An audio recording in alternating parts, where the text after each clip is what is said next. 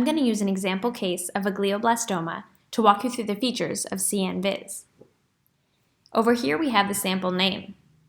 Underneath is the metadata, so I've chosen to include sample purity and tumor ploidy, but you can include any information you like in this table.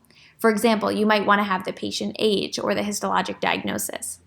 On the left here, we have the legend, which shows the color coding based on copy number, the presence of mutations, and loss of heterozygosity.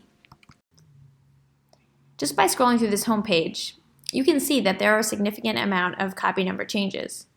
For example, there's loss of heterozygosity of chromosomes 1 and 6.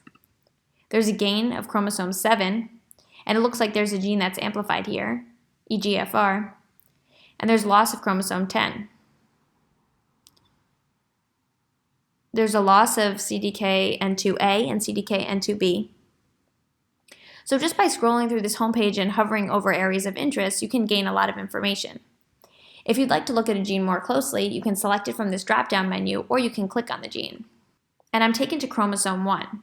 It shows me there's one copy of Notch 2. It's right here on the chromosome plot. And here's the probe data. Now I remember there was that amplification of EGFR, so I'd like to look at that gene more closely. I'm taken to chromosome 7, and I see EGFR 77 copies and suspected loss of heterozygosity. When I hover over the gene on the chromosome plot, it shows me 77 copies, and it displays this warning saying log 2 outside range of y-axis. All that means is that if there's a gene with more than 64 copies, it wouldn't fit on the chromosome plot. But so as not to distort the rest of the plot, I just bring that gene back into view and then display this warning. So if we scroll down, we see the probe data. And it looks like there's a dip in the probe data here, so that this region is a little bit lower than this region over here. The reason that's interesting is there are subgene or probe level changes that can occur in EGFR that can be clinically relevant.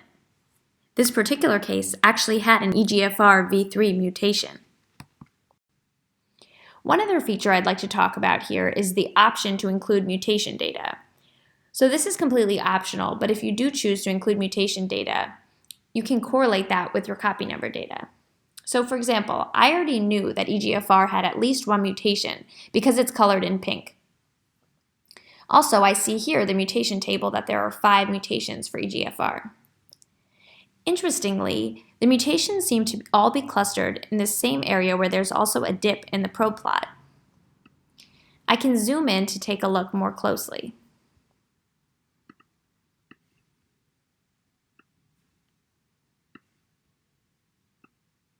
When I hover over each of these X's, it shows me the mutation ID. I can then double-click to zoom out. So I'll show you one more chromosome for demonstration purposes. So here's chromosome 6.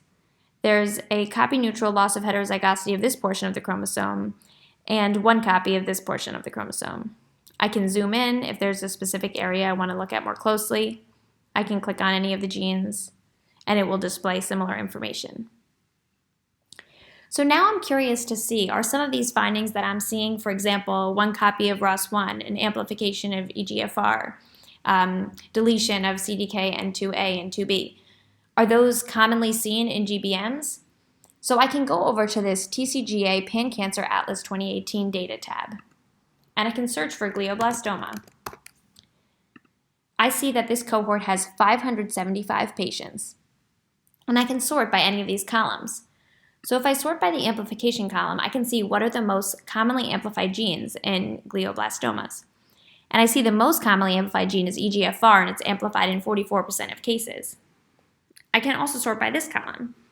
And I see that CDKN2A and CDKN2B are deleted in over 50% of cases. And then I also remembered seeing only one copy of ROS1, and I'm curious how common that is. It looks like that can be seen in 27.3% of other glioblastoma cases. So it seems like the findings that are present in my sample are actually pretty common. Depending on your sample, you can choose the relevant tumor type. So I'll take you back to this patient data tab and just show you one more feature. If you click on this karyotype button, you can download a virtual karyotype. This is just a PDF version of the segment data that's visible on the home page.